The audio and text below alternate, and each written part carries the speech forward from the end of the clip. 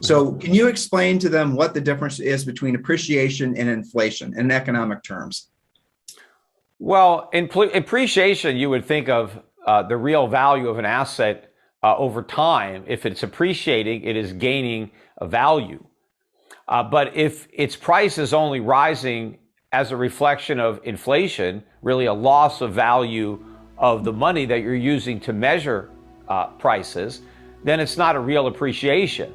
It's like if I measure myself with a ruler, 12-inch ruler, and I'm 6 feet tall, and then I knock an inch off the ruler, so now the ruler only has 11 inches, and now I'm, 6.5 feet tall. I didn't grow just because I'm measuring my height with a smaller ruler.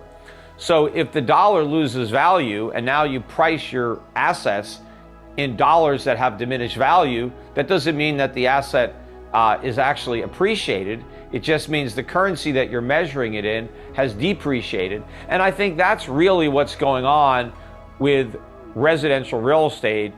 It's reacting to inflation because there's no reason for real estate to appreciate unless you improve it, right? You actually physically have to do something to the house, make it better. Because if you just live in a house, it's going to depreciate over time because you're using it. It wears out like anything else. And unless you spend a lot of money maintaining the house, it's going to lose value even faster. I mean, think about all the houses, in our neighborhood that are tear downs.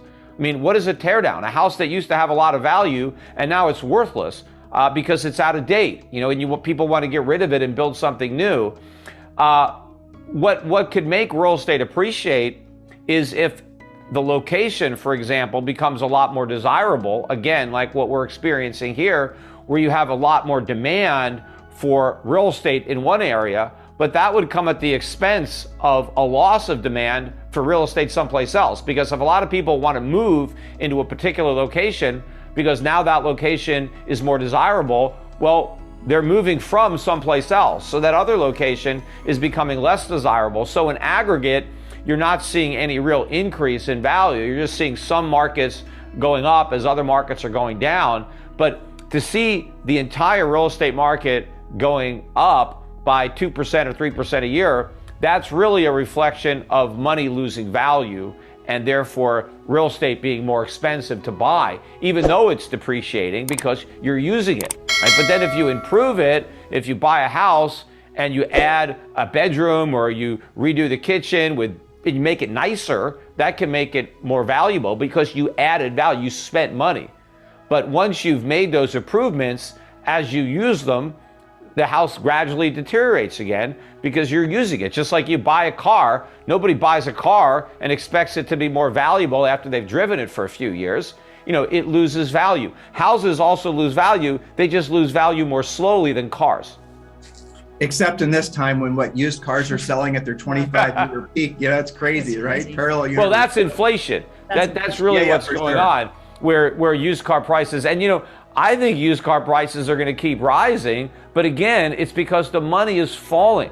Everything is getting more expensive. It's not just cars. I mean, just whatever you want to buy. I mean, look at food prices, look at toiletries, look at what it costs to buy toothpaste, deodorant, shampoo, I mean, everything. I forget, they always try to calculate how much it costs to make a Thanksgiving dinner. Well, it's going to be not only a new record this Thanksgiving for how expensive, the turkey is and all the fixings, but it could be the largest annual increase we've experienced. And so we can intellectualize that, but actually to live with inflation where consumer prices are increasing and gas prices are increasing, people are just starting to experience that. And it feels almost like an anomaly, not like the new normal. So what way, go ahead. Yeah, well, I was gonna say we've had inflation. We just haven't acknowledged it. We've kind of been, covering it up. And one of the ways we've been able to offset the cost of inflation is through outsourcing. So when you and I first started to grow up, almost everything that we bought was made here in America. But now almost everything we buy is made someplace else. And that's because as the cost of producing things went up in America, we kept relying on foreigners. And so now, we pay for the inflation in different ways. Like back in the 1970s, if I needed to buy something, I went to the store and I bought it, and it was fully assembled when I brought it home. Now I want to buy something, it was made in China, it comes on a truck from Amazon, and it takes me 2 or 3 hours to put it together, right? Because I've got instructions that you can barely read. I always end up with extra pieces. But how much is my time worth, right? We don't measure the fact that something that used to be assembled now requires hours of my time to put together. There are a lot of things. I mean, we've automated. So, you have to deal with computers. You don't have live people that answer the phones. And so a lot of stuff takes longer because the computer, doesn't really understand what you're saying. And you get trapped in this, voicemail hell. Whereas before everybody had real people answer the phones right away. So we found ways to get around rising prices, but in ways that have really diminished our standard of living. I think a lot of products have suffered in quality. The type of material that is used has declined, or the ingredients. We don't have all the fresh foods that we used to have. I mean, now you want to buy something that's organic. You don't want all these, pesticides, whatever. It costs a lot of money, but 20, 30 years ago, everything was organic. I mean, that's how everything got farmed. But we had to find more ways of producing stuff, and so we don't capture it. I did an experiment. This was in 2013 to show you just how bad the CPI is. So I looked at the CPI, and I did a YouTube video about this back in 2013. But the government had claimed that newspaper and magazine prices over the 10-year period that ended in 2013, that the prices were up 30% during that 10-year period. And so I decided to check, because it's not hard to check. You just look at the magazines, see the price, and then go on the internet and look at the prices, covers, the photographs from 2003. And I took the top 20 circulating newspapers and magazines in the country.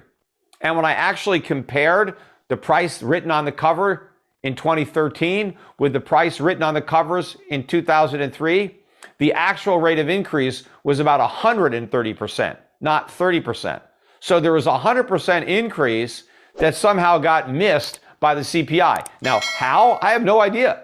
Like, you put the price in, and then the price comes out at the other end, and it's not nearly as big an increase as what was actually there. So I don't know the mechanics, how the CPI did that. I just know that it did it. And I think it was deliberately designed to really hide the true degree to which prices are rising. And again, that's by design. The government doesn't want us to know. But what's different now is that the inflation that we're experiencing now, as far as consumer prices, is so much greater than what we were experiencing in the past, that it's far more noticeable, and it's a much bigger problem, and that problem is going to get a lot worse.